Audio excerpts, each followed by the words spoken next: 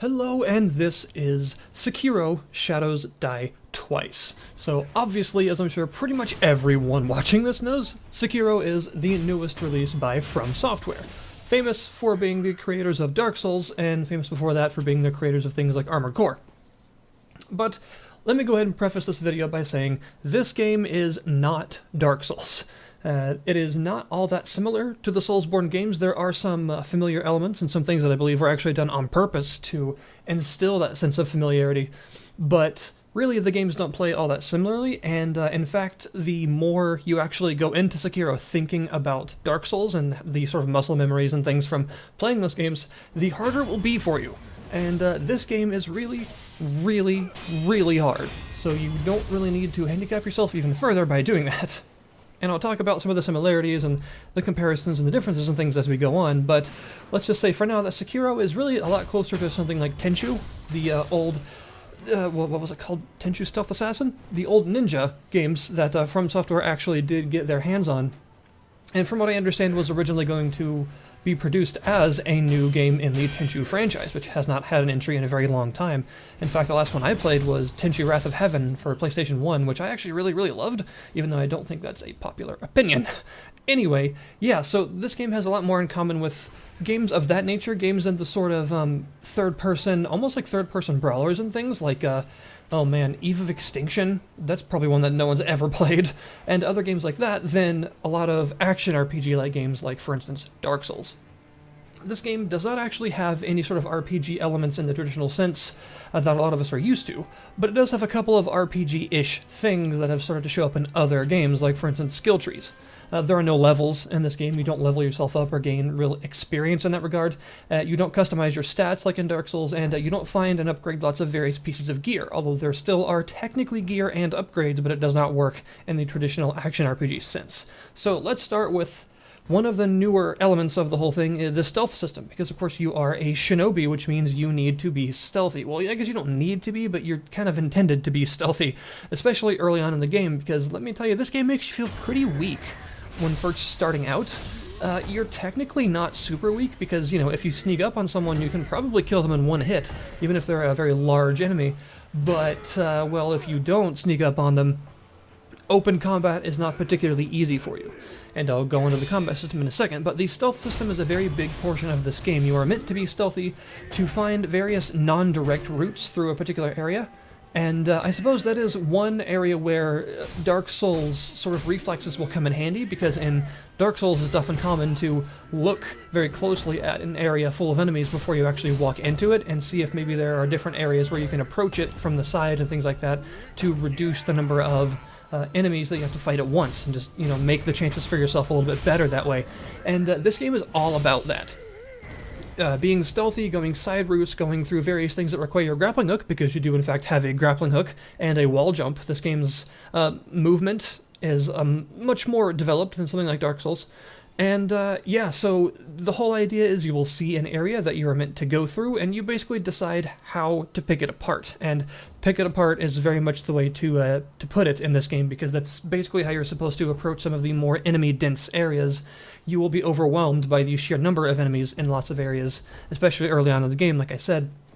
But that's not poor design or anything. That's because you're not supposed to go in there and take everyone on at once. You're supposed to find a way to pick it apart from the sides and sneak up on lots of dudes and eventually end up with only a few enemies that you may have to fight alone, because, well, suddenly all of their help is dead.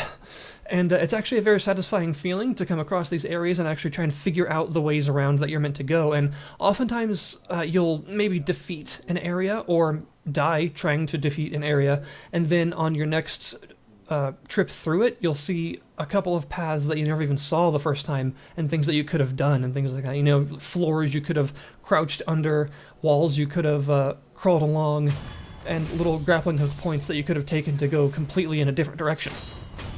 And the other thing about the game is, of course, its combat system, which is very different. So the Dark Souls games really have a language when it comes to their combat, and the language is sort of underpinned and dominated by stamina management. You're supposed to be very careful with how much stamina you're using for guarding, for blocking attacks, for parrying, for attacking, for dodging, sprinting, etc., etc. You have to be very careful about your stamina gauge at all times.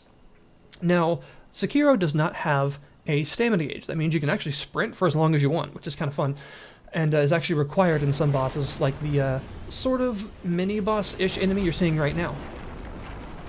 But you do still have a sort of management system to the combat. It's just not stamina. Now you have what's called the posture system.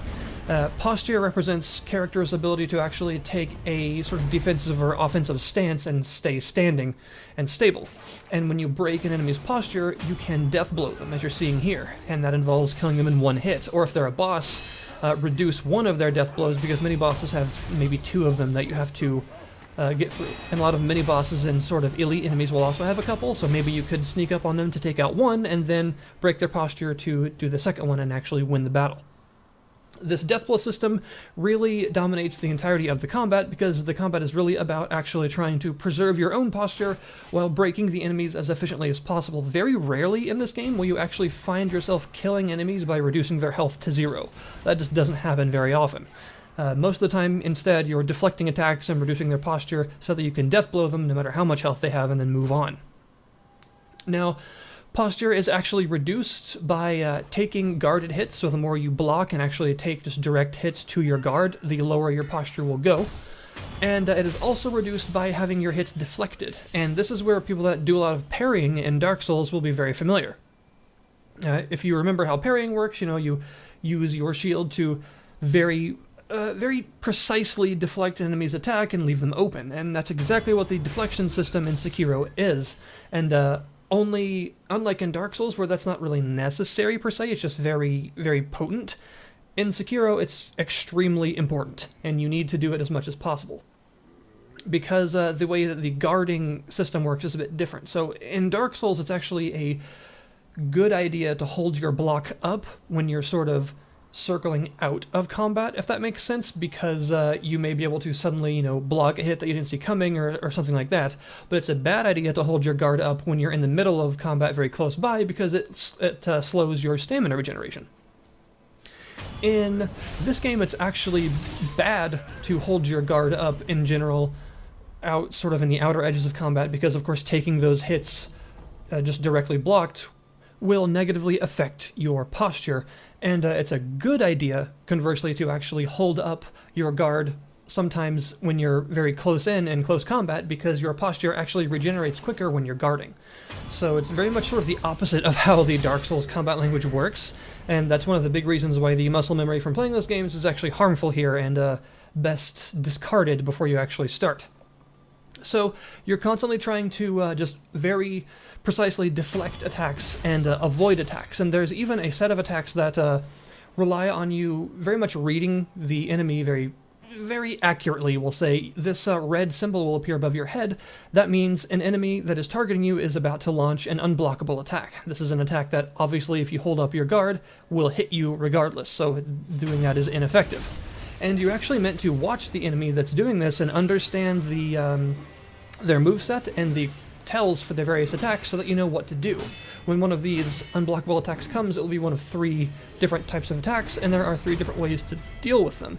One of them will be a grab, in which case you're supposed to dodge out of the way of the grab, because, obviously blocking just results in you being grabbed, so you simply need to not be where it is.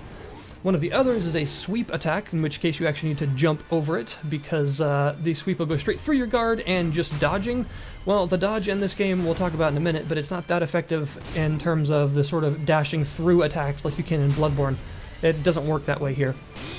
So jump over them, basically, and you can even do a kick off of the enemy's head after you've jumped in the air to reduce their posture a bunch, if you do that, which is pretty cool. And the third is a thrust attack, which of course will go straight through your guard because it's a stab.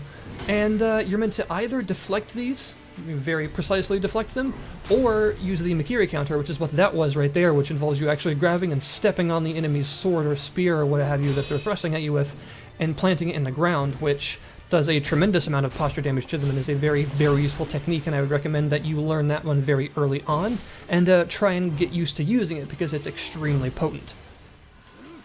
So that is really one of the biggest things that adds a lot of depth to the combat. You have to very much be able to read the enemies, understand how to counter different attacks, and get very, very good with precise timing, with blocking, with parrying, instead of just holding up your block all the time with deflecting at the last moment attacks to get the best results, or just dying like that. Now, speaking of dying, it wouldn't be a modern FromSoft game if it didn't have some sort of unique death system, and in this case it absolutely does. For one, you may have noticed that you can come back, and not just come back at like a bonfire type of comeback, but like stand right back up where you were, and all the enemies around you still have their health and things reduced to the point that you had them before you died. You can do this a minimum of once when you die, because there is, well, there are idols in the game that act exactly like bonfires, basically. You know, they're like checkpoints, and you can do various things while resting at them, and also resting at them restores everything and respawns all the non-elite enemies. Very much like bonfires, or shrines, or lamps, what have you. And the death system is actually pretty rough in this case. So in something like the Soulsborne games, you die and then drop your currency, whether it be souls or blood echoes or what have you, on the ground, and you're meant to go back there and pick them back up, retrieve them while not dying again, or else you'll lose them. That's how it works. In this case, a couple of things happen. So normally when you first die, you can revive, and your revive is restored every time you rest at an idol. You have a second revive and further revives after that if you attain the ability to upgrade the number that you have. That's kind of specific how you do that, and I'm not going to spoil it. But you can get more, and these are recharged by killing enemies slowly, basically. Now, if you do actually die, like finally die, and have to go back to an idol, you lose half of the currency you're carrying, which is called Sin, S-E-N, and half of the experience towards your next skill point that you currently have. You cannot lose skill points this way, but you lose the experience in the bar, in that top right blue bar there, towards the next one. Half of it will be gone. This is the rough part. You can't get it back. Once it is gone, it's gone. Nothing is dropped on the ground or anything. You can't run back and retrieve it. It's just gone. Now, there is something called Unseen Aid in this game that allows you a percentage chance to actually, it's sort of like a ring of sacrifice. Nothing is lost when you die if this happens, but it's a small chance. It starts out at 30%, and it can't go any higher than that from what I understand. Now, here's the other and somewhat controversial death mechanic in this game, Dragon Rot. You have the ability to come back, but it takes a toll on the people around you, and every time you die, whether you resurrect or go back to an idol, it doesn't matter, Dragon Rot takes effect, and eventually, after you accrue enough deaths, NPCs, friendly NPCs around you, will be inflicted with this disease. And it will actually make them, wheeze and cough and just be generally unhappy with you. And it can also freeze their NPC quest lines. If, just like in Dark Souls and things like that, NPCs have quest lines that you can bring them along and do things for them and get rewards for it. And yeah, if they get inflicted with Dragon Rot, those quest lines cease right there. They're kind of frozen. Now, the Dragon Rot cannot kill NPCs, but for every NPC that has it, your Unseen Aid chance decreases. For instance, the first time you get this notification, you will get 2 Dragon Rots in your inventory that represent 2 NPCs afflicted with it, and your Unseen Aid chance will go from 30% down to 13%. So it's definitely not a reliable thing. Now, there is a way to cure Dragon Rot, but I'm not going to really go any farther into that for spoiler reasons. Now, as I mentioned earlier, there are progression mechanics, just not in the traditional action RPG sense of getting experience or souls and upping your stats, because you don't really have stats in that instance. You have things like your vitality, your health gauge, and your posture gauge. Those can be improved by finding prayer beads, usually off of mini-bosses, or sometimes as very rare loot somewhere hidden around the world. You get 4 of those, and you can string them together into a prayer necklace, which will up those stats by 1. You can also up your attack in a similar way by getting memories and consuming the memories. Memories are generally gotten from bosses. So there are ways to make yourself stronger, it's just not in the traditional sense. And really the big sort of strengthening that this game does is in the realm of the prosthetic that you have on your left arm, because you don't get any other main weapons. The katana is your weapon, that's what you use. But your prosthetic left arm has all sorts of different things that it can do. As you go through the game, you'll find various shinobi tools that you can then have equipped into the arm to do things like, spew fire, throw firecrackers, have a big axe come out of it, have a big spear come out of it, all sorts of things. The Mist Raven is probably my favorite so far. It allows you to sort of blink away whenever you get hit, if you time it right, and just selectively teleport various distances through attacks and things. It's pretty nice.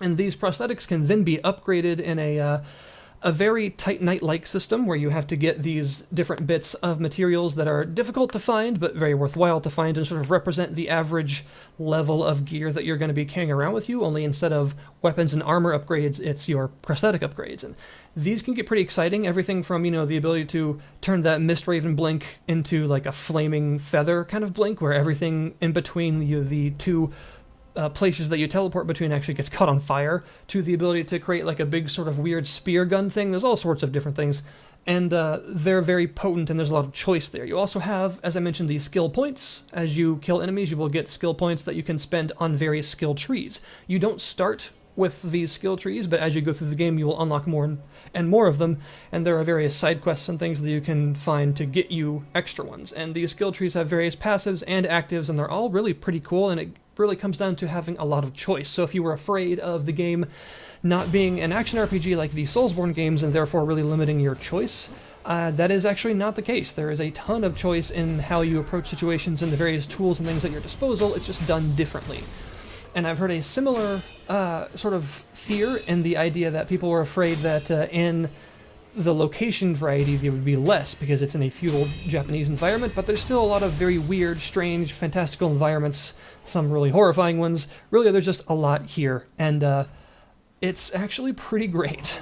It is a game that, despite its very high difficulty, I am enjoying a lot. There's a huge variety in enemies, which means there's a lot of variety in combat because there's a lot of things you gotta look out for. And even small things are kind of familiar sometimes, like for instance the spirit emblems, which are the current, or not really currency, the ammunition that you use for using your prosthetic upgrades and just various prosthetic abilities. Those work pretty much exactly like Quicksilver bullets from Bloodborne, to the point where there's even an item that actually allows you to damage yourself and get 5 more with the same sort of +5 in red that that Bloodborne has for the blood bullets. It is not Dark Souls, but in feudal Japan, but it is a really, really solid game that I think is actually probably better for not trying to ape those games too much and instead being something on its own with some familiar elements. It is absolutely fantastic, although I will say if I've got any problems with it, the hitboxes for some of the attacks, especially grabs, can be really wonky sometimes, and the camera is a little bit weird at times as well, but getting past that, it is really, really very good and also very difficult. I will link you, of course, in the description below this video to the Steam store page if you want to check it out, and I would say give it a try. It's an extremely competent game, and it doesn't lose anything by not being an action RPG. So, thank you very much for watching, and I'll see you guys next time.